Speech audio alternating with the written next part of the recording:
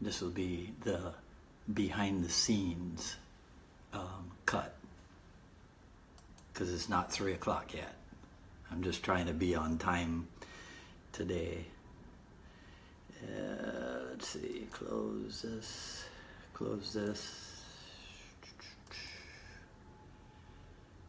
and get this ready. No, what do you call it? Computer errors or anything today. All right, let me just pull up the Facebook page here on the laptop and make sure that everything is what do you call it, copacetic. Okay, so my good friend Double L is on here. So is my other good friend Freddie Harrison. All right, guys, as you log in. Hi Ryan, everything's good. How is it with you?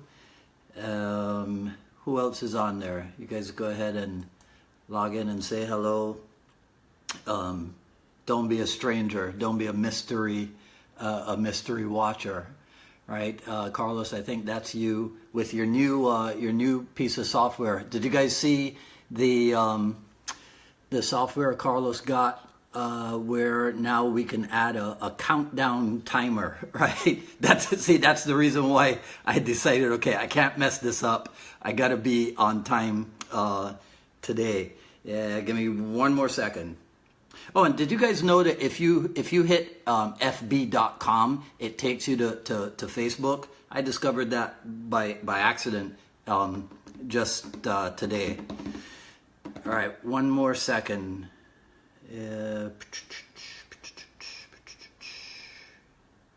All right, Bo Jackson.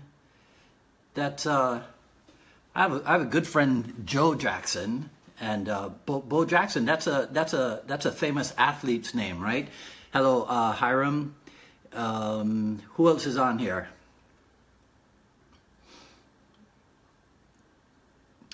Peter Gibbs. Peter Gibbs was the name of a very good friend of mine down in Barbados, really talented musician down in Barbados back in the day. So hello to you, Peter.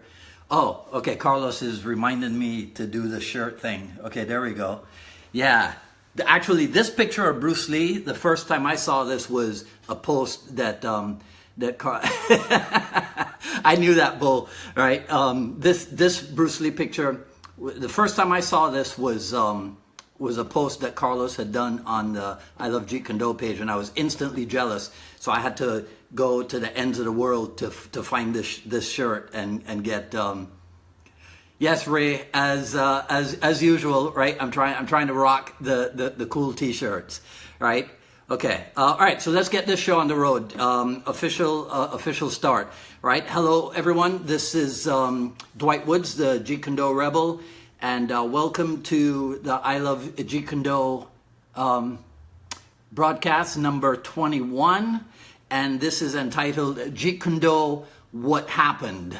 Right. So obviously, this title is a play on the title of the recent book released by Hillary Clinton, right, in which she posits the question in reference to the results of the last presidential election, right? Now, I've not read the book, but from reports that I've heard and from video that I've seen, she knows that there were forces aligned against her, which stole the election from her.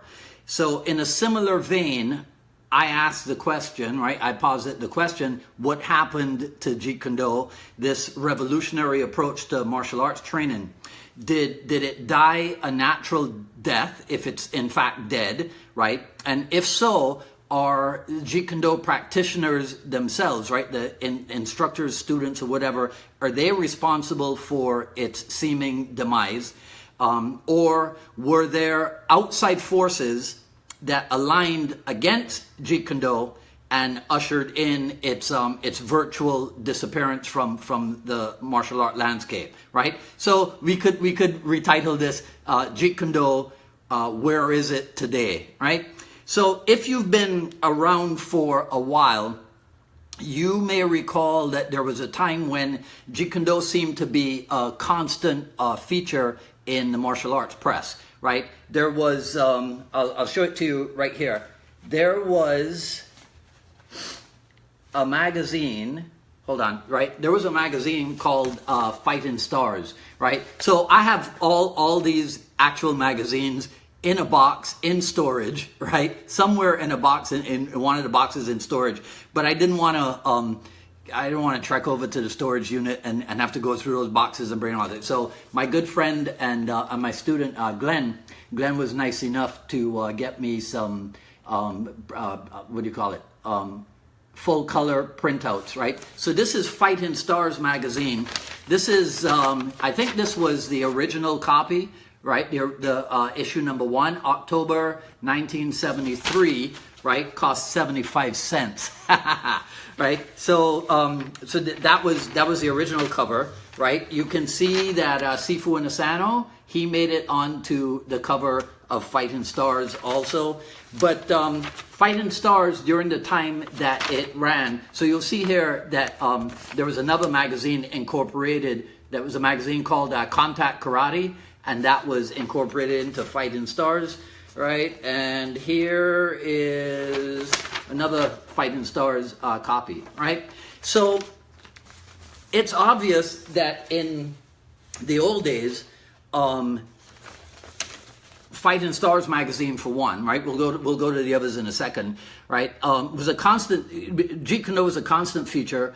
Bruce Lee appeared almost every month, right? It ran from October of 1973 to June of 1985, right? And I think that possibly Fighting Stars magazine is the one that solidified the Bruce Lee legend, right? I mean, there were significant issues of even Black Belt magazine that featured Bruce Lee that I'm sure contributed to that also. But the Fighting Stars deal, right, quite possibly. I mean, he appeared, I didn't do the research, but I know that on Fighting Stars he appeared at least 30 times, right? I'm not sure what happened on the other magazines, right? But an interesting thing about Fighting Stars magazine is that in August of 1985, it changed its name to Fighting Stars Ninja magazine, right? So those of you who were in your infancy in August of 1985, you won't have any idea what I'm talking about,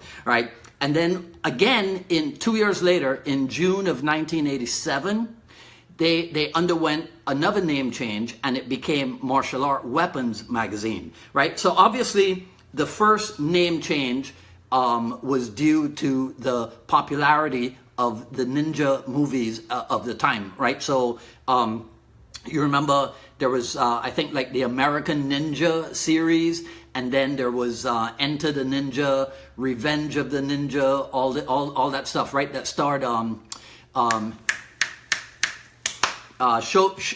Kasuji, right? I think was his name, right? But I wonder if the second name change, right? The name change to Martial Art Weapons magazine.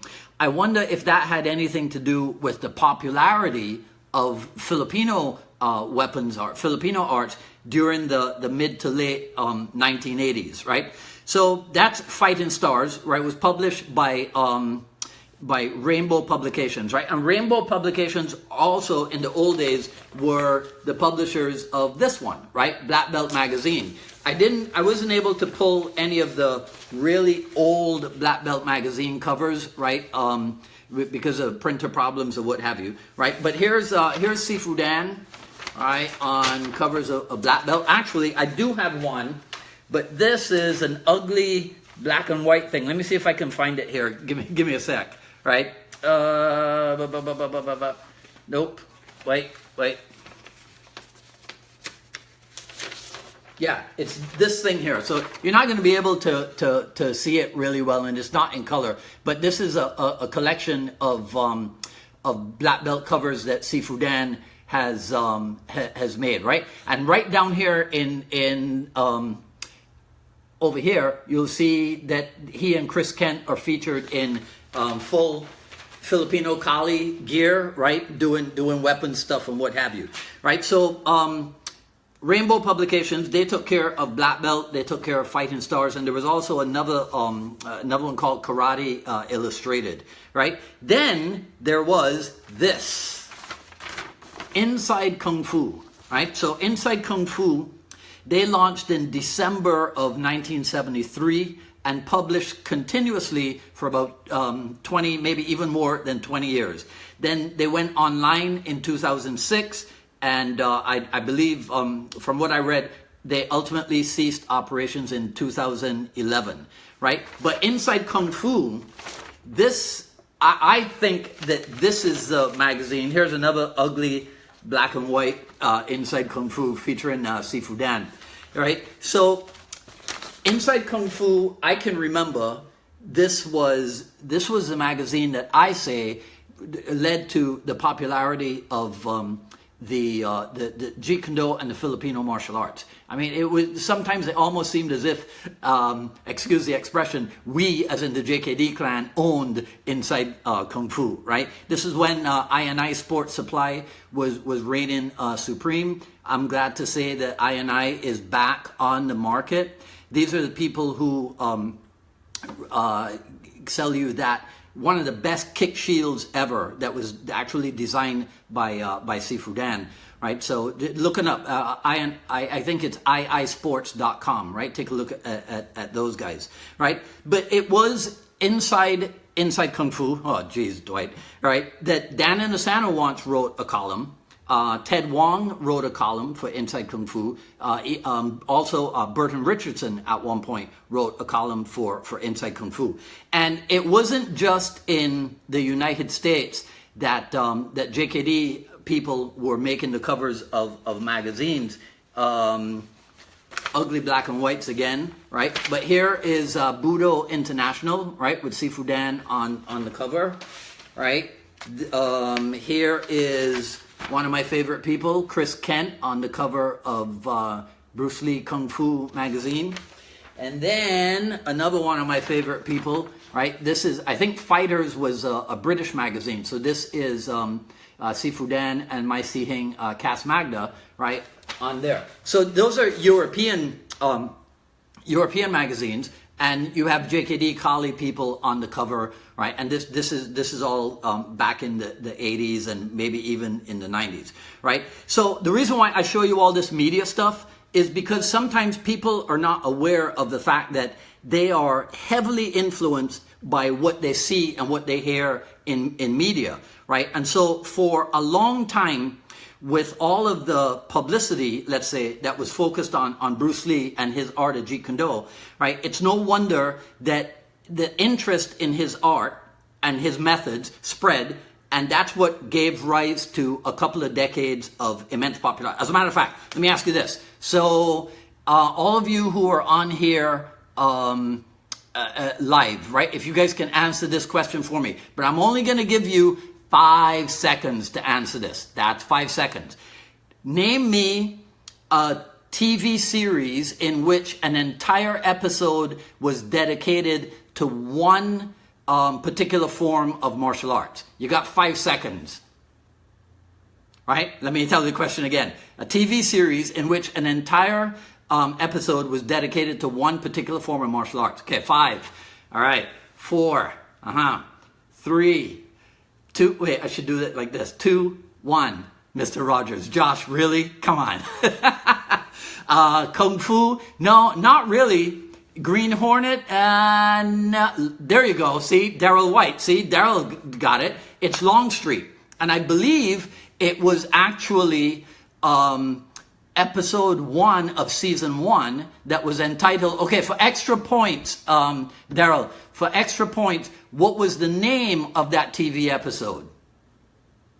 5 more seconds. 5, 4, 3, 2, 1. Anybody? What was the name of the episode? Come on. It's pretty easy.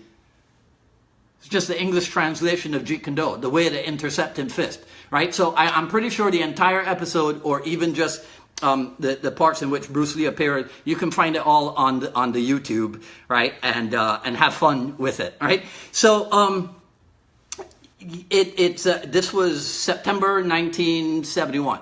29 Troy, I'm not sure if it was episode 29. That's okay, but I'll look it up and make sure, right? So yeah, and I know that, of course, it was relatively easy for Bruce Lee to get that gig because it was produced or directed by Sterling Silliphant, and Silliphant happened to be a private student of Bruce Lee's. But it's still pretty awesome that we were able to pull that off, right?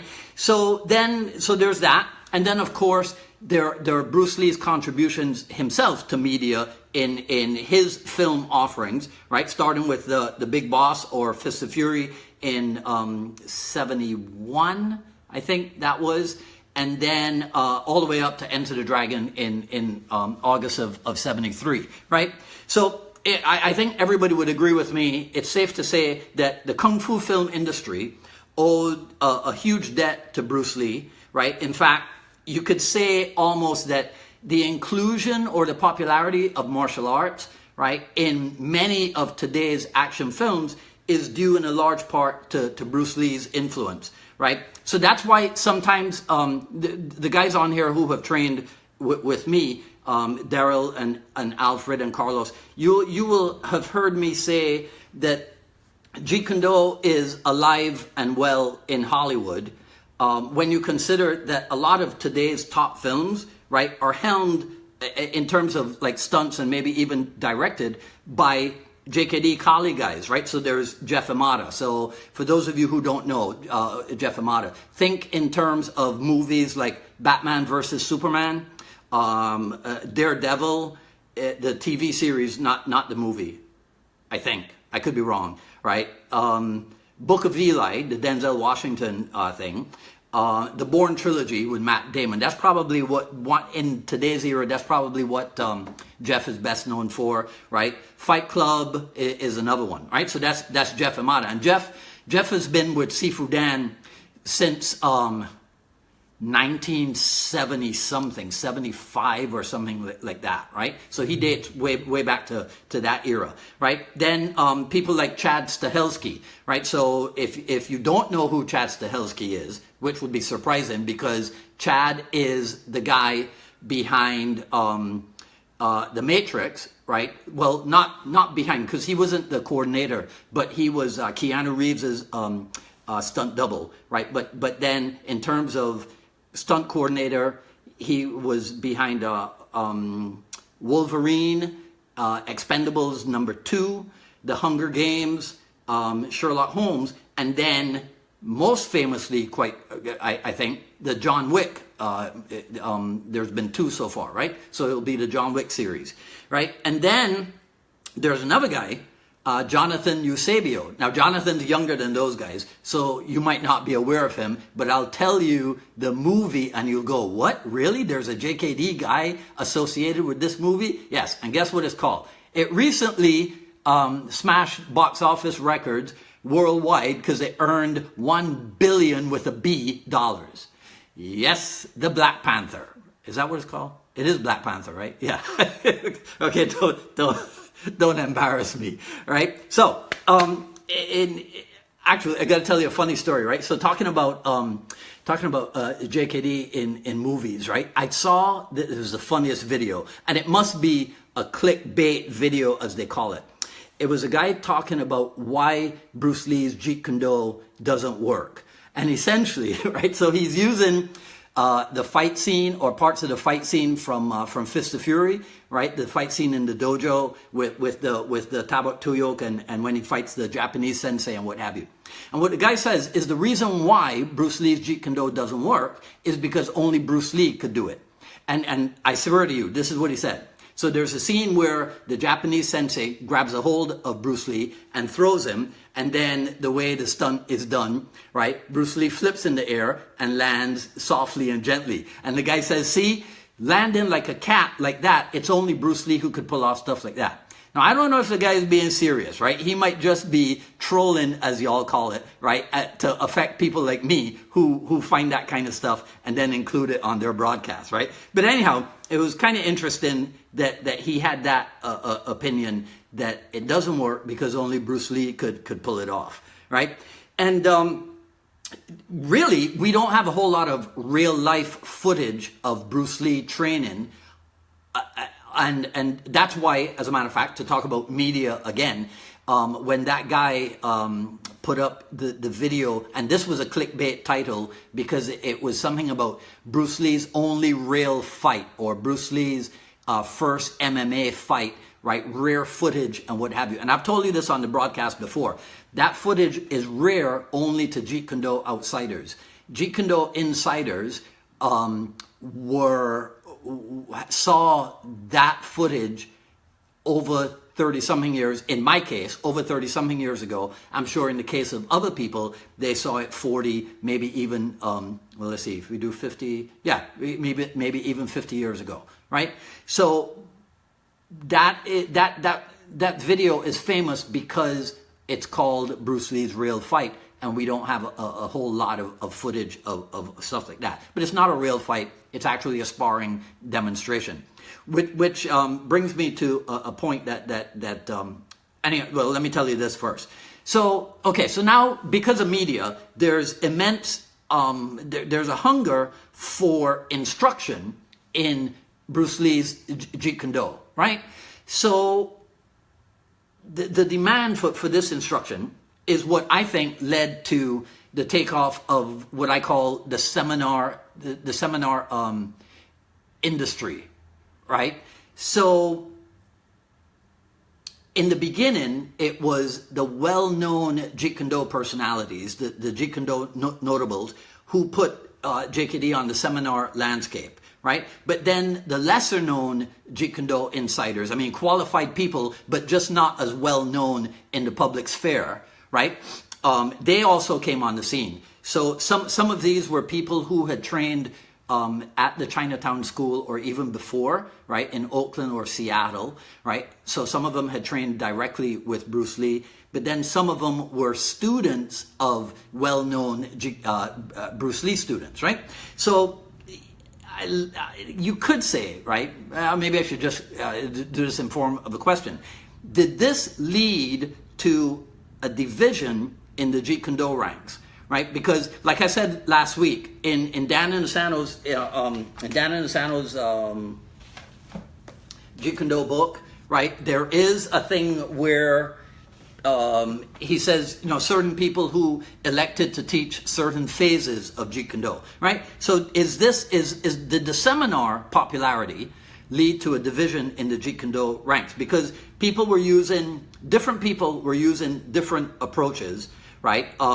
You could say that some people were teaching the product, right? In terms of, this is where Jeet Kune Do got me, or this is where Jeet Kune Do got to, and so I'm teaching only what was done or taught while Bruce Lee was alive. And then there were other people who were teaching, let's call it the process, right? So go through this stuff and then make it your own. Come out on the other end expressing yourself, right, in JKD, right? So an issue that comes up out of that is, if you're showing people how to, it's like Cass Magda says in a tape from 1985, right? And you can find this on the Miami Jeet Kune Do channel on the YouTube. It's what's the title? I think it's Inosanto Magda Demonstration, something like that. Just look that up on the YouTube and you can find it. And so in the behind the scenes, Cass says that Kali, because they're actually talking about Kali, right? So he says that Kali is a very intuitive art, and to teach someone his own intuition is not easy to do. But here's the thing. In my opinion, and this is just my opinion, in those days, Kali and JKD were not, they were synonymous. I don't want to say, obviously they're not synonymous in name, but we didn't have a huge separation between what Kali was intending to do and what Jeet Kune Do was intending to do, right? If I had intended to include this in today's broadcast, I could tell you the page on which Sifu Dan, in his book, talks about where the arts were similar, right? Because, well, I'll tell you this. The arts are similar because in stick fighting, in that area of Filipino Kali, right, the stick is in your lead hand. It's not in your rear hand because it is a blade-based method, right? So just like Bruce Lee had ideas taken from fencing, which is a blade art and a lead hand art, and so then the idea of the power side, your lead side being your power side, all of that is similar between Jeet Kune and Filipino Kali. The use of the check-in hand or the trap-in hand, right? Again, because of some of the Wing Chun influence, let's call it, in JKD, the use of the trap-in hand or the use of the check-in hand in Kali, those were other similarities, right? So anyhow, I got off on a tangent there, just to explain to you that Jeet Kune is also an intuitive art. And to try to teach someone his own intuition is not an easy thing to do, right? So in the training of Jeet Kune, you'll remember that in Bruce Lee's time, hard sparring was kind of like the crucible. That was like the ultimate test for technique viability, right? So, and there are stories told even in the JKD world that when the time for sparring came, not as many people showed up, right, that week as did in the previous weeks before the sparring was introduced, right? So if we talk about sparring for a second, look at the Thai boxers, right? And again, I'm using historical context, right? So some of you guys might remember that in the 70s and the 80s, Thai boxing, when it came to martial art competition, the Thai boxers ruled. I mean, they blasted through everybody, especially the so-called kung fu fighters and what have you. And so Thai boxing had a fearsome reputation as being a realistic approach for martial combat, right? But if you look at the Thai boxing training method, in training for fighting, those guys drill real hard. They don't spar real hard, right? Because you can't afford to get hurt through hard sparring in training if you make your money in the ring in a fight. So you drill real hard, right? You work on attribute development, and then you go into the ring and you put it to the test, right? So the JKD approach is somewhat similar to that. You drill real hard, and then the test is the sparring. But that's not something that you can put on seminar necessarily. So on seminar, you show the drilling, and it might not, sometimes, depending on who's teaching and what they're teaching, it might be the hard drilling, but sometimes maybe it isn't. Maybe it's like the seminar is designed to give you all of the ammunition, but then you got to go home and work it and work it and work it, right, in becoming accurate, right, firing that ammunition, if you understand what I'm saying, right?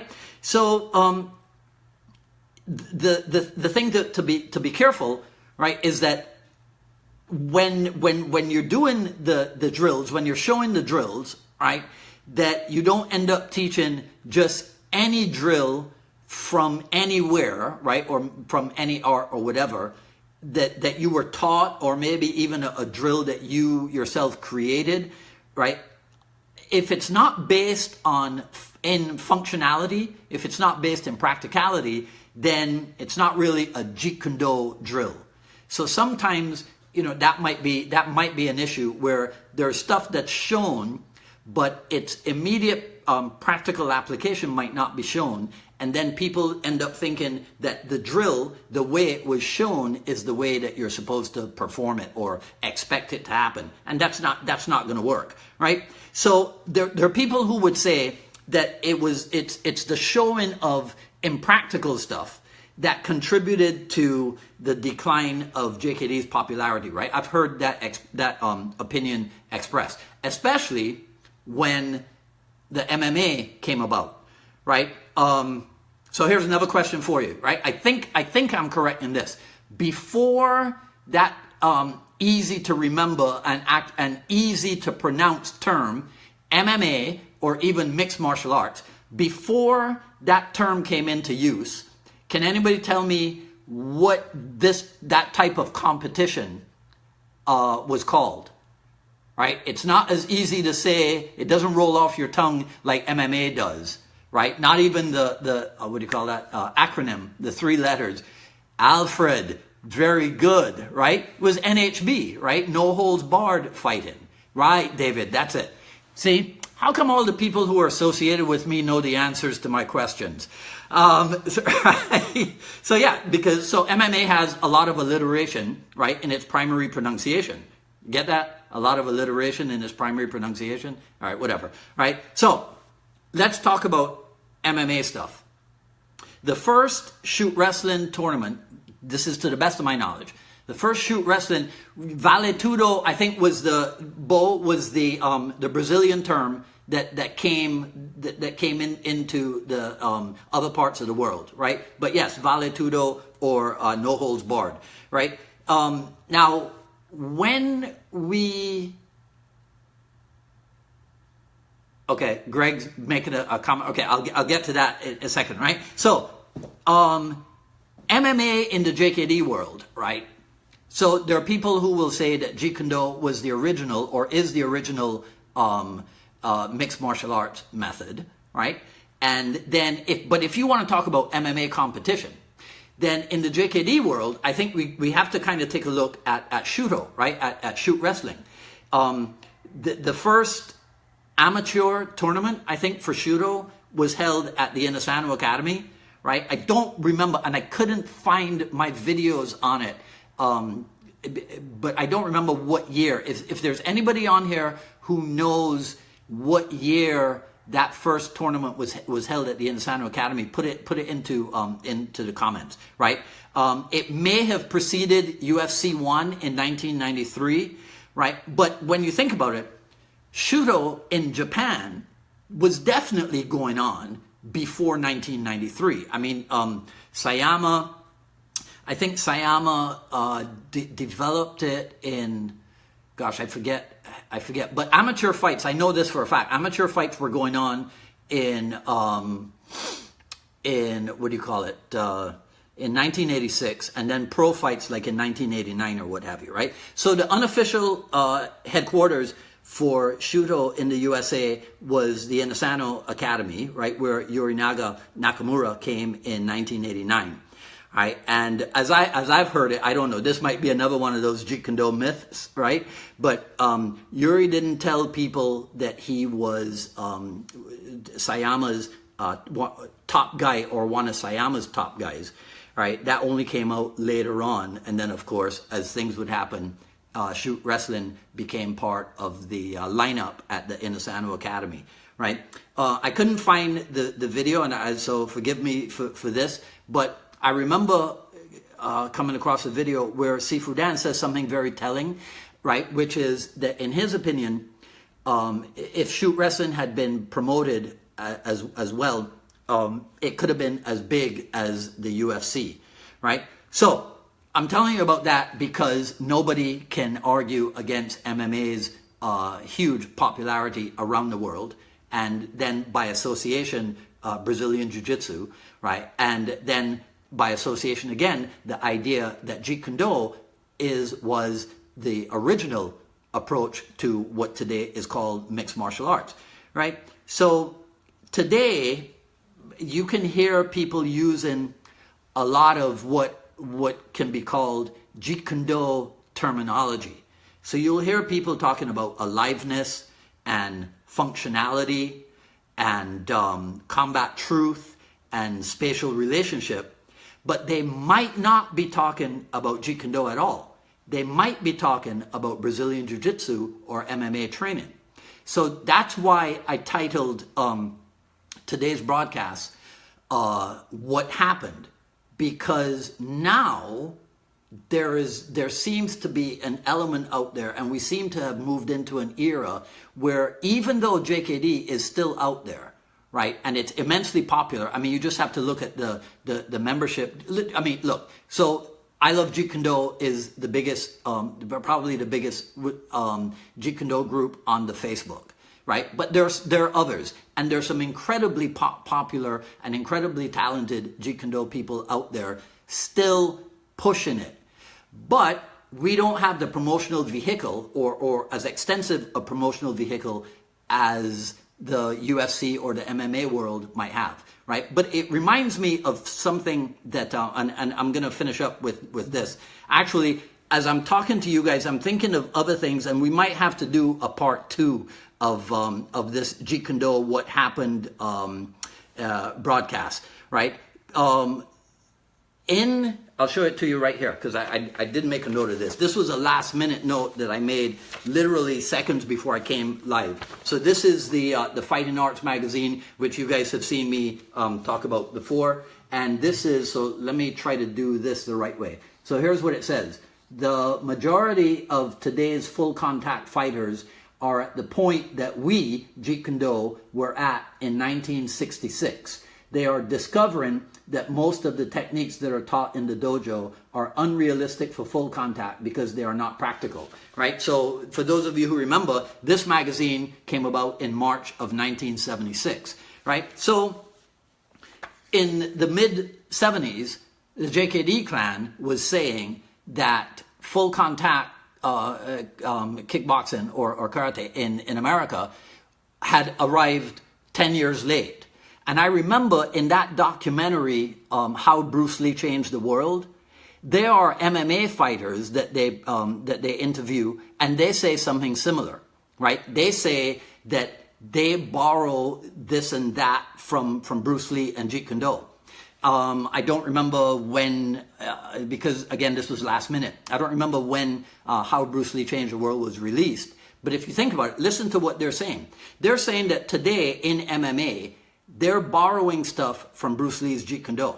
My question to that was, what the heck took you so long, right? So, in closing, what can we make of this? And this is why I'm thinking we might have to do a part 2. So let me ask you guys this, and please, if you will, answer in the comments, and then that'll give me an idea of how to approach next week's part 2 if it is actually necessary. So, what can we make of all of this? Is Jeet Kune Do still relevant in today's martial art world when it seems like many in the world of practical martial arts, right, have caught up to the point of where Jeet Kune Do was in the past, right? But they just seem to have done it with a much more mainstream approach, right? So, think about that, and then just, you can, what's the best way? Yeah, just put it in the comments, right? When you hear, whether you're on here live now or if you're watching later on, right? Is Jeet Kune Do still relevant today, and in what ways do you consider it to be relevant, right? Okay. As always, I got to do the I Love Jeet Kune Do promotions. Go to ilovejeetkunዶ.com. You guys can see volume 1 of the series that we put together, right? And there will be more. I know I keep promising you that there will be more, but there's definitely more coming out. JKD drills will be active in about a week or so. jkddrills.com, right? And then there's another one that's going to be active maybe even by the end of this week, but I'm not going to tell you about that one, right? You'll have to keep your eyes and ears open on the Facebook, right? Okay, so that's it for today's broadcast. Guys, thanks for chiming in live with me as usual. What else should I say? That's it, right? I'll go through after I post this. I'll go through and and reply to any comments that I think need an answer, and that's it, right? This is Dwight Woods, the Jeet Kune Do Rebel. From all of us here, I Love Jeet Kune Do. Thank you for chiming in, and you guys have a good day. Take care.